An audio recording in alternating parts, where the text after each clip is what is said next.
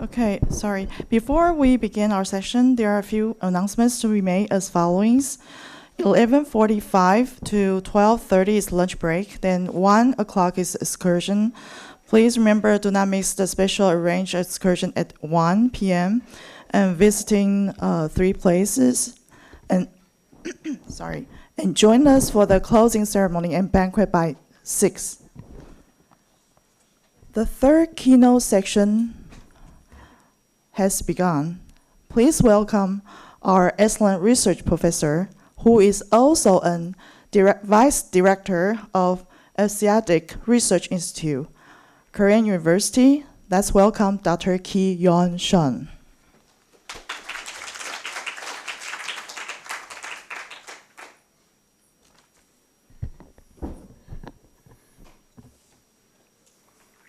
Okay, good morning. Actually, we had quite serious discussions during the last 2 days, but I think this morning it's time to enjoy because we are actually inviting a very serious researcher, but he's also an artist. And actually, I don't need any more explanation about his background, but anyway, it's a kind of official ritual. Normally, we read some long CV of the speaker. But before doing that, I will give you just a short story. Many, many years ago, I met a South Korean, very, very, very famous, world-renowned artist, Namjoon Baek Namjoon. So I spent whole day with him. He's a bit crazy guy, as you can imagine, with the slippers, very strange, outfit. So I thought I was in a kind of a metaverse, which is the topic of our speaker. And what he created back in 1974 is a TV Buddha. A small Buddha image is looking at TV set. And there was a CCTV on top of the TV set. So it's very much a primitive form of video art he created back in 1974. The title of the work was TV Buddha. And actually, today's keynote speaker created what is called Smiling Buddha, which is available on YouTube. So the idea is very simple. If I start smiling, my smile is spreading like a concentric circles into the audience. Ha ha ha ha ha. Then you guys start, laughing like me. So that's what he created using, 50 or 100 TV screens. So anyway, he will tell us more about that. So I'm very much honored to chair this keynote speech session. And let me briefly tell you about Professor Hung Ping, who actually on the conference proceedings, he was titled Vice President of National Taiwan University of Arts. But he told me it's his former job. He moved back to National Taiwan University, NTU, and he's currently serving as a professor at the Graduate Institute of Networking and Multimedia and the Department of Computer Science and Information Engineering at NTU, National Taiwan University. His research area involves so many things like Metaverse, artificial intelligence, pattern recognition, computer vision. So the reason why I was talking about Baek Namjoon was, he will be very much jealous if he knows he's using so much state-of-the-art technologies like face recognition and interface. At that time, he just got one TV set, one CCTV, that's all, and Buddha image. And Professor Hung got his bachelor's degree in electric engineering from NTU in 1982, and then he got his PhD from Brown University in 1990. And He was also formerly affiliated with the Institute of Information Service Academia, Sinica. And actually, it's a really long list. I don't have to waste his precious time. So why don't we welcome Professor Hung with a big applause.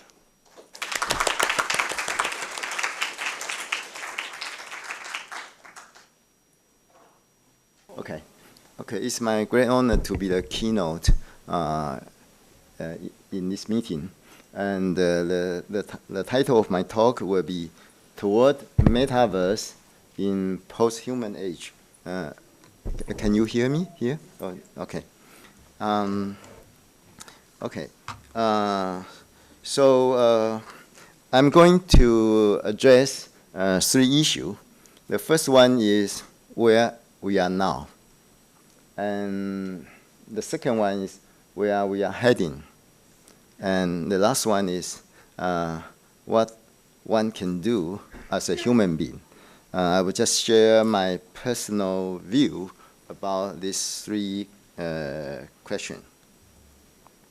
For this PNC, we have 3 themes, right? The first one is green, second is flow, and the last one is signal. And the first one relates to energy, and the speaker talked about the green Big Bang. And the second one talked about the flow of Hallyu. And I think I can talk about from the signal to metaverse because I graduated from electrical engineering, and I originally worked a lot on digital signal processing.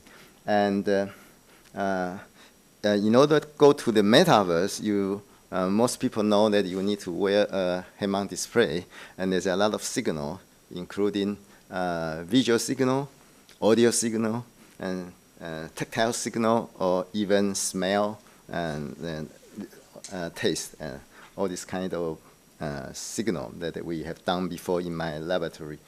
And everybody knows the signal are everywhere in the universe. Okay, now you can hear the sound wave, but there's also light, and there's also a lot of electromagnetic wave that you probably won't be able to sense, but your cell phone will take it. So if you have the right receiver, you can get it. And I will go to that part at the for the third part. And I will just begin to touch the Big Bang. This Big Bang is not the green Big Bang. This is the what we usually know, the Big Bang of our universe. And according to our scientists, this Big Bang happened 15 billion years ago. That's what scientists say. Okay. Personally, there are some argument in physics about whether it's true or not. But something are true is the light source really happened long time ago, about 4 billion years ago, because you can find some evidence on that. But before that, sometime you probably won't be able to see whether it's really happened 15 billion years ago. And for us as a human being, our species really only happened about 1 million years ago. So for a long time before human appear on the earth, it's already there for a long time. We know where we are. We are here in Korea University, right? And before we come here, our ancestor has a long evolution, but before human appear, there are really some pre-human era. For geological age, we all know that's Jurassic. That's about 200 million years ago, which means for a long time there's no human. But now we are here. But later, we know the technology advanced fast, So what will happen in the future? You can see the ChatGPT appear, and the AI progress very fast, and robot is now become more capable than ever before.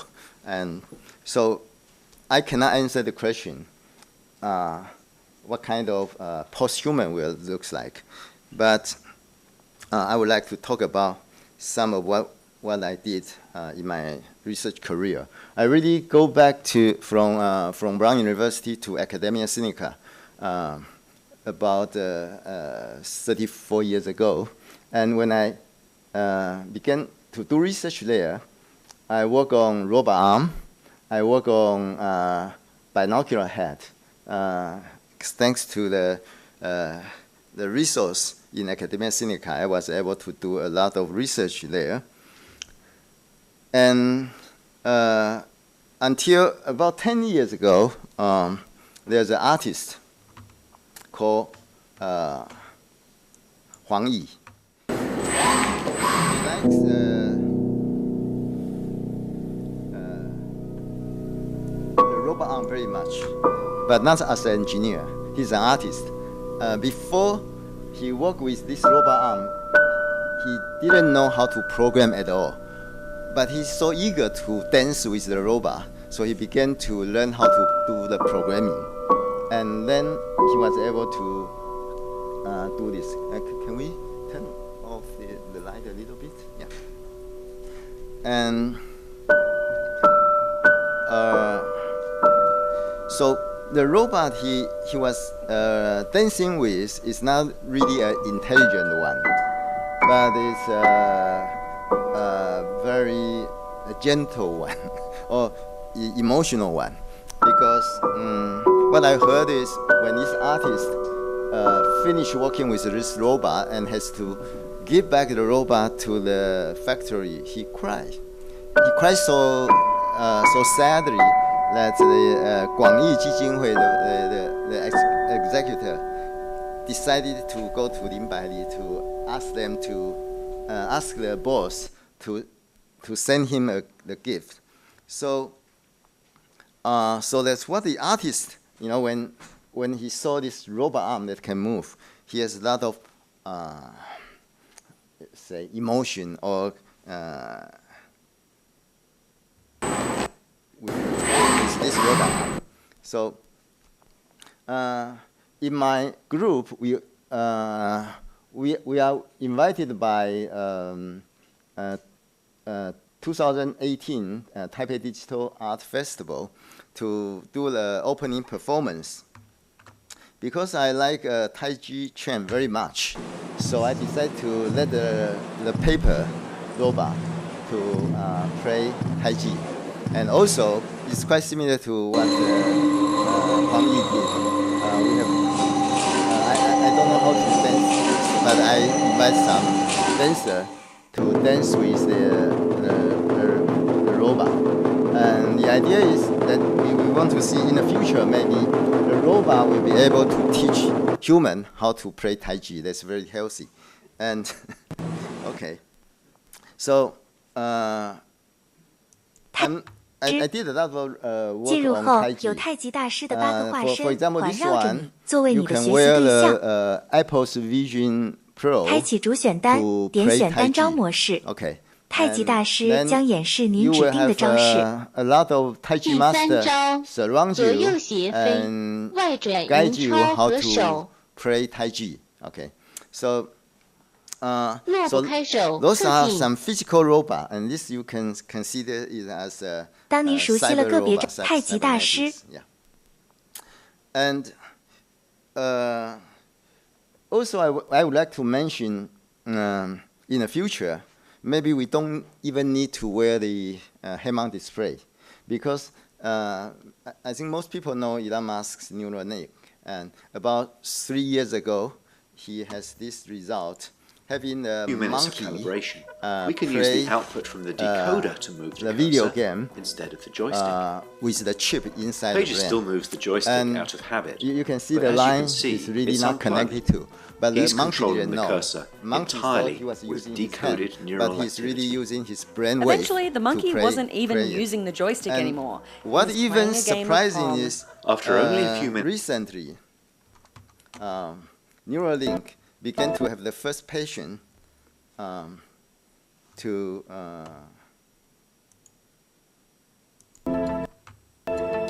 Guys, this is finally happening. There's a new reality That's where this just year, thinking can in make March. you play games, move stuff on a screen, and even control computers. Okay, we This can isn't see some far-off it's only dream. about 1 It's minute, happening so- right now with Elon Musk's Neuralink. They just showed the world something that sounds unimaginable. Yet it's real, a person playing chess on the internet without moving, just using his thoughts. This isn't just a cool story, it's a whole new beginning. It's where thinking and technology come together, opening doors to things we've only dreamed about. Here we are, standing at the edge of something huge, where dreams, tech, and the power of our minds are changing everything. So in a groundbreaking event, Neuralink has captured global attention by live streaming its first ever patient using a brain chip to play online chess. The patient, 29-year-old Nolan Arbaugh, became paralyzed below the shoulders after a tragic diving accident. Thanks to Neuralink's innovative technology, he can now control a computer cursor with nothing but his thoughts, reintroducing him to activities like playing his favorite game, Civilization VI, for hours on end. Okay, so although the result is not very stable, but they had now tried the second patient recently. So I believe there will be a third patient, and in the future, maybe everybody will have a chip inside your head. That you don't have to wear the eyeglasses. You just see the signal directly. So we become something called post-human, not complete the original human. But are this going to be a human, or the post-human will be something human like augmented human, or cyborg, or even non-human, or just AI system, and then human will disappear. It's possible. Okay, so we don't know what will happen in the future after the integration of human with technology. And yeah, but I will go to the point, what I think, what we should do. Okay. So you know, cyborg is something about cybernetic organism. So a human can have the physiological function that by added or enhanced by some artificial means. Usually that's permanent integrated into your body. Like now some people have the pacemaker in their heart, right?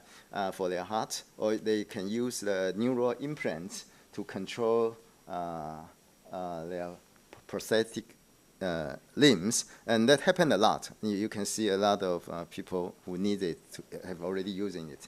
But for people who don't need this kind of aid, they may want to use it something augmented for temporarily. For example, everybody uses mobile phone. In certain sense, I think that's augmented. Okay, because you use it so you can contact people far away, right? And you use smartwatch, or you use head-mount display, or you use AI to make you to get more information. So we are augmented by those technology. But who knows, when AI advance, maybe we will disappear and terminated by AI. It really depends on how we do in the future, now and in the future. So I would like to touch where we are heading, the second question. I've shown this evolution of human, right? And about 8 years ago, or 9 years ago, when I began to work with virtual reality. Because virtual reality, if you work it on 10 years ago, it's very expensive. Even in academic Seneca, we don't have this kind of resource to do it. But about 10 years ago, we began to do it. But at that time, some people is joking that because everybody has the mobile phone, so maybe you evolve to the other way, like a lot of problem in your neck, right?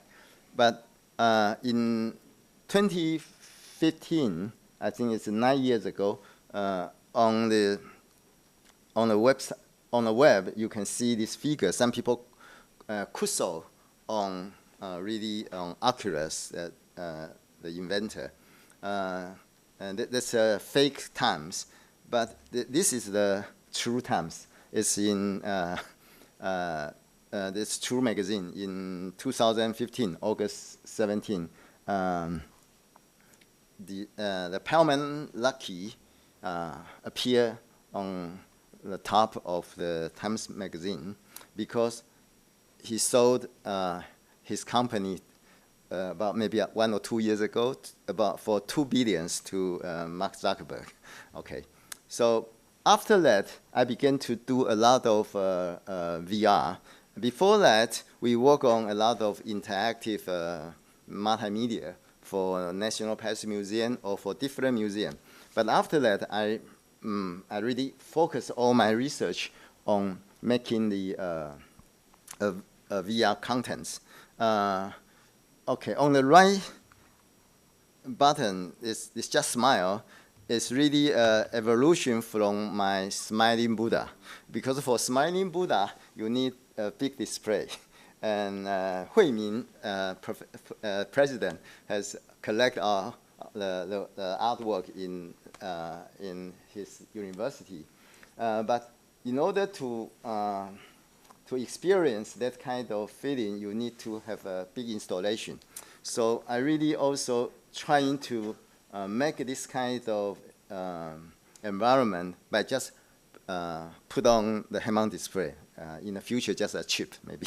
Okay, but because it's not complete success for yet, we are still trying using AI to generate the smile and to kind of interact with you. So I am not going to show that part, but I'm going to show maybe the other 3 parts. Some are with Dunhuang, the other with National Past Museum, and one of them with our National Library, since the director is here. So I think I can show it a little bit. So, more than 10 years ago, I began to work with Dunhuang, try to do some of the restoration of this statue. Maybe we can turn off the light in front so that it's easier to see. Otherwise, okay. So if you go to Dunhuang, to the 61 cave, you don't see any statue. But we are able to reconstruct it. And if you wear the head-mount display, you will see all of them recovered. So I'm going to skip this part, just show a little bit of that's what we did about a wrong one. You should turn off this one. Turn off the light, the first light.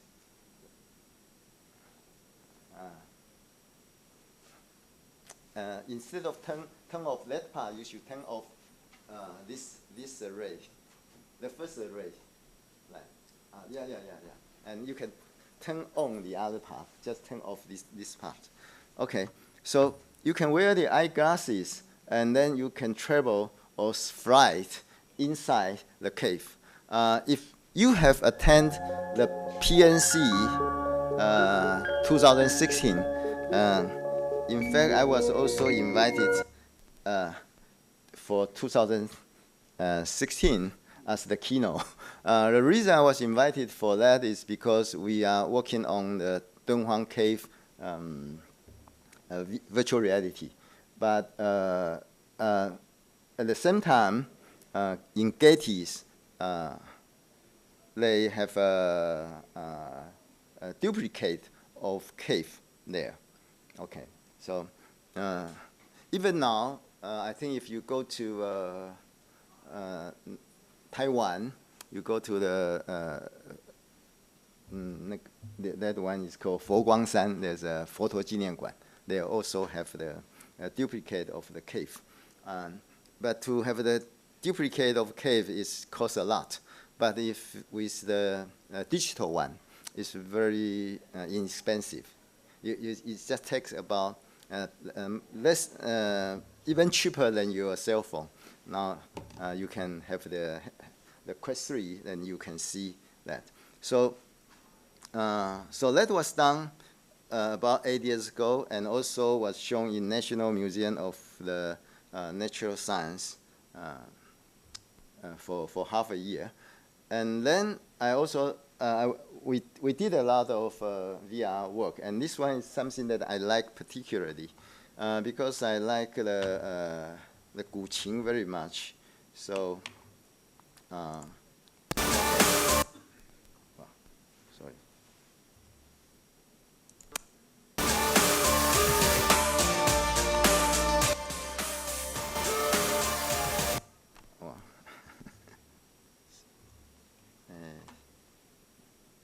Okay.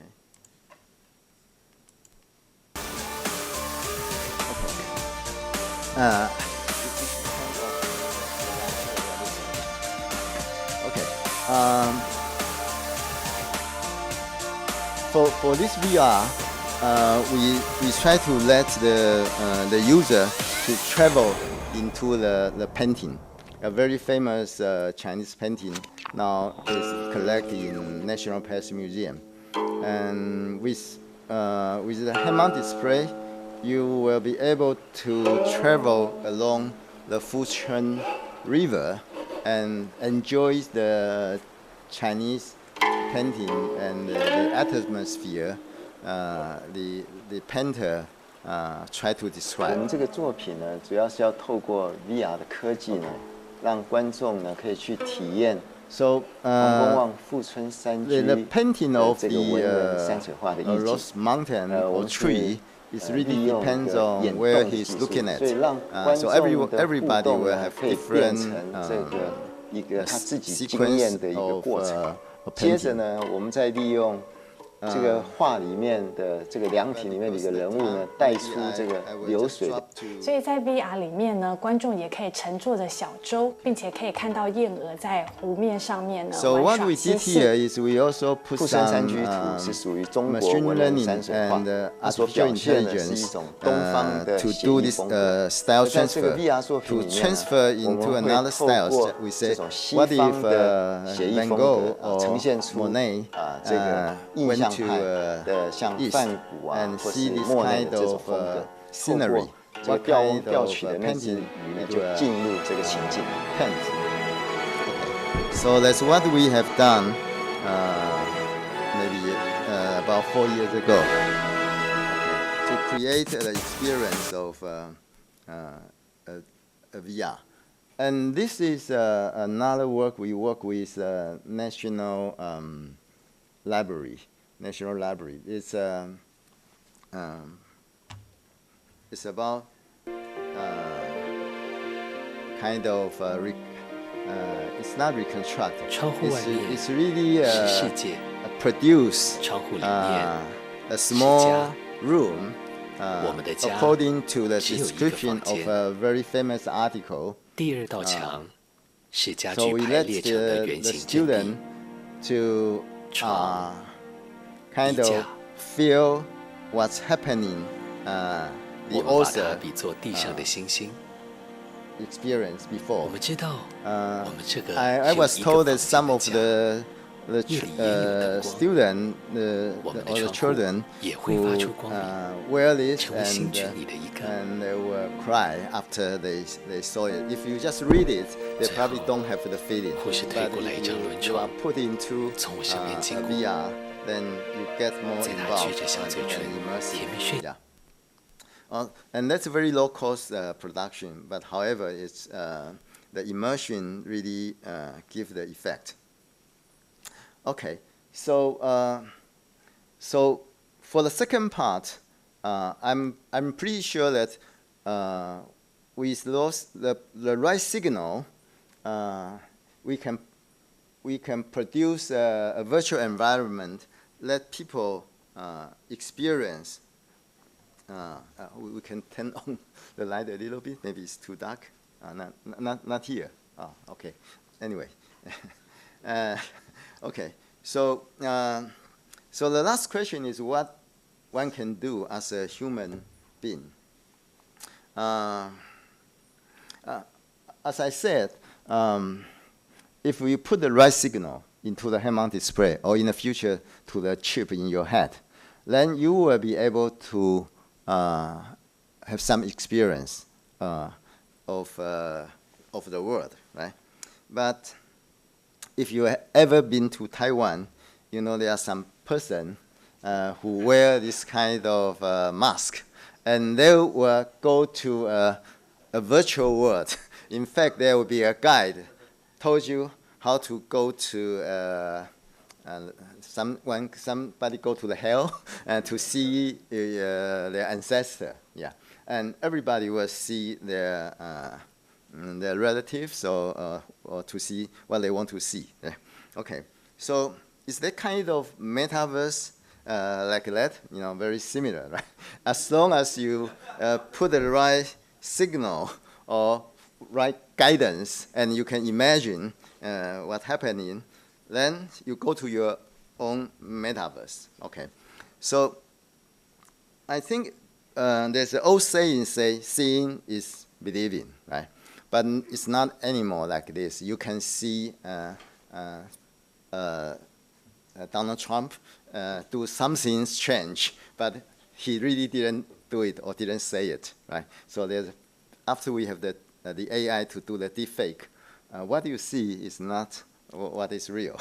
And especially when you wear the head-mount display, you can see, for example, you see the traveling along the Fuchuan River, and you see Van Gogh is painting this kind of stuff. That's not true. So the virtual reality really this kind of technology give you the capability. If you put the right signal to the human, probably with the chip in your head, then you got some experience, and you don't know whether it's real or not in the future. Or once you are very involved, for example, I say some student will cry after they took off the head-mount display. So what is real? I think most people, I would like to know how many people have seen this Matrix. I like this film very much. You know, it's about 20 years ago, more than 20 years ago, I saw this one. And because at that time I was doing some meditation. So I said, oh, this guy is really taking, the director is showing something, really what we are thinking.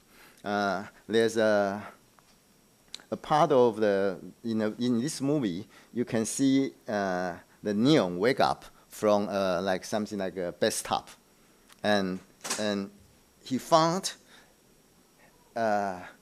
what he has experienced is not real. Every experience is really coming through the signal behind his neck. You can see there's a line behind his neck. Right? So you can unplug it, then you go to real. If with that plug, it sends all the information inside, and you won't be able to see the real stuff. And so maybe we are not real here. Right? How many people think we are real here? Please raise your hand. Some. How many people don't think it's not real? Yeah. So when I do the meditation, Seng Yan Fa Shi, he told us form is emptiness, and emptiness form from the Heart Sutra, right? And he told you that the Heart Sutra tell you that no eye, no ear, no nose, no tongue, no body, no thought, nothing. Okay, everything is empty, yeah. And also there's a very famous Diamond Sutra, say all forms are illusory. If one see that all forms are not forms, then one can see the Ru Lai, which is the last kan one. Okay, so you will see the true, yeah. So at that time, I remember I asked the master, Seng Yan Fa Shi, okay, and if this word is not true, so what I'm doing here, do the meditation, is quite it's a hard work. You know, your knees really hurt. And why are you doing this stuff? He told us that you are using the fake to cultivate the true. Okay, so so what we are experiencing may not be the true, but we probably can use this as a tool to find out what's real. And this is a project that I'm now working with the National Hospital, 台大医院, okay, National Taiwan University Hospital. And we are working with the doctor. We try to let the surgery, they have the virtual surgery. Before they do the real surgery, they know how to, they can plan it beforehand. Yeah. So we are still working on this.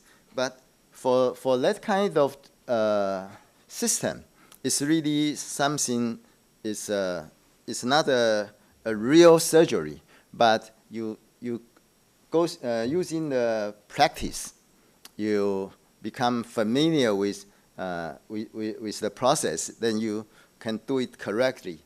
And in certain sense, my opinion or my personal view is we are doing the same thing in this world. Yeah, I don't know if you agree or not. Yeah. Probably we are also experience our life, try to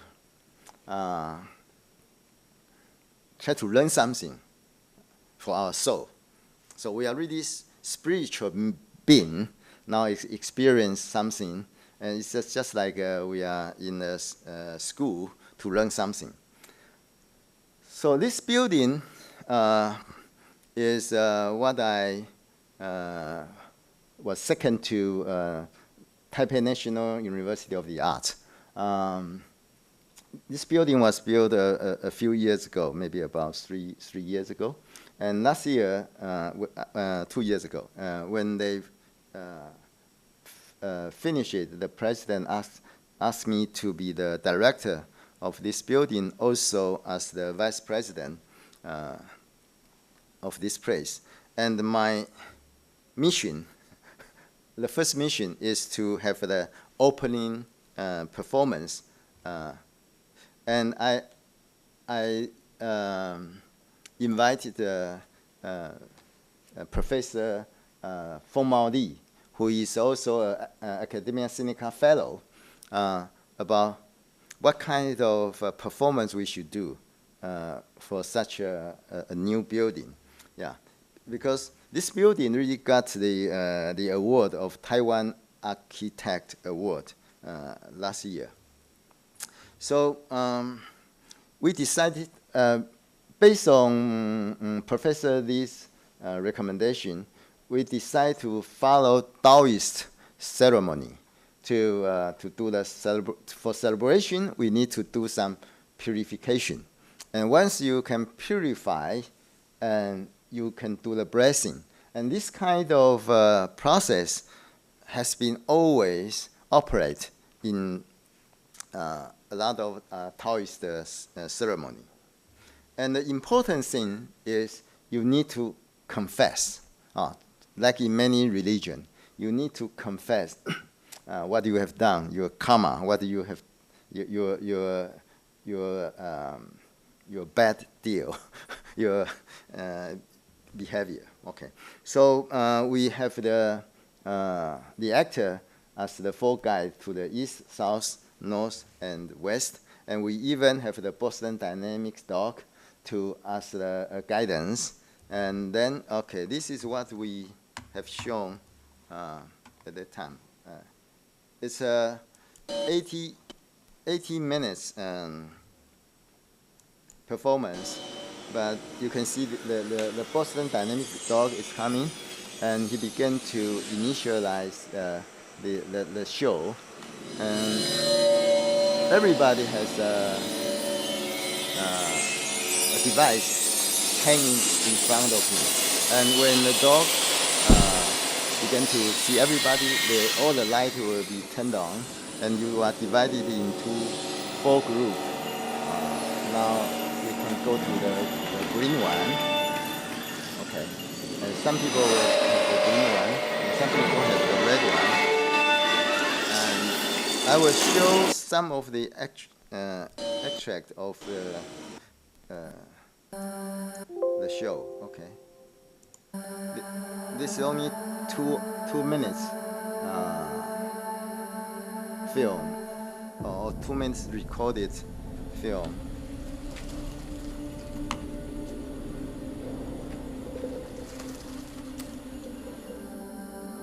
I'm sorry. It's not connected.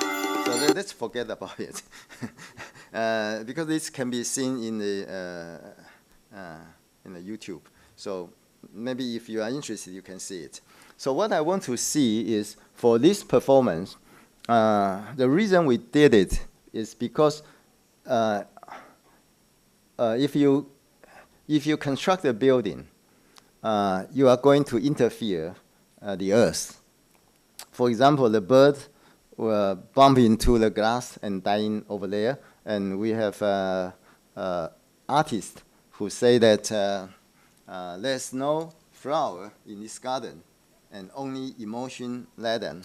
Emotion-laden soup is what you drink before, if you believe there's a soul. You know, when you turn another life, you drink this soup, and then you forgot everything. Then you begin to pray again, but at the same time, some birds die, but also some birds use this building to hatch their offspring, and so what we are thinking is, from the Taoist article, it says that disaster and blessing do not come from any specific thought. It's really summoned by yourself. The consequence of good or evil really follow like a shadow accompanying a form. Thus, there are deities in charge of heaven and earth who oversee this matter. So what I want to say is, based on this, we now collaborate with National Palace Museum using this treasure of Taoism. This painting is really divided into 3 parts. The upper part is the official in charge of the heaven. The second part is in charge of the earth, and the third part is in charge of the water. And we are now making a multi-person VR experience that you can wear the eyeglasses, and then you can experience these 3 officials. And the importance about these 3 officials, or about what I have shown in the circuit garden, is we want to express that whatever you did is recorded by somebody, by maybe these 3 officials. Okay, and so if you look at the painting, for each official there are some people next to it with the recording the good or bad, which means whatever you did is recorded. And it's just like in Metaverse, something is very important is the blockchain. You know, in Metaverse, you do you can use the blockchain and smart contract to record all the transaction. So everything is open. Everything is recorded. There's no secret in Metaverse. Although some of my students are working on the digital voting, that is open, but you don't know who I vote. But for that kind of stuff, you need to have some center that you trust. So what I want to say that is, in the Taoist tradition, you say above the 3 feet of your head, there are somebody watching you. So even if you are in your own bedroom, you saw there's nobody, but whatever you did is recorded, just like blockchain. And once it's recorded, you cannot erase it. So whatever, if you think something bad, even if you didn't do it, it's already recorded. So you have to be very careful when you are as a human here. So I don't know what post-human is, but I think if everybody can correct his own mistake and do good, we are going to have a new kind of post-human. But there's too many people doing bad things, and I think we will be disappear like a dinosaur, maybe earlier than them, because dinosaur lasts for a few millions years, and human is only 1 million.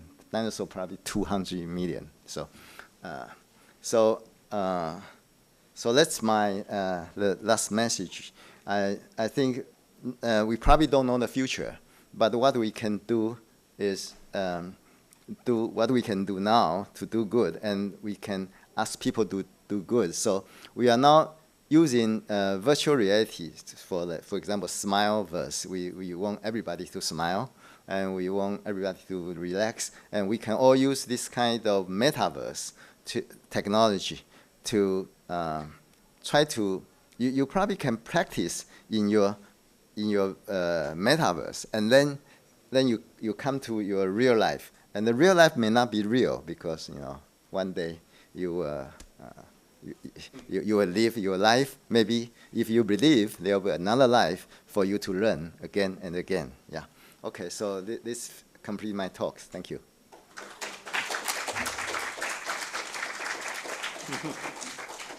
Just stay here. Thank you very much, Professor Hung. It was excellent presentation. Anyway, do good to your neighbors, friends. Is a really excellent message.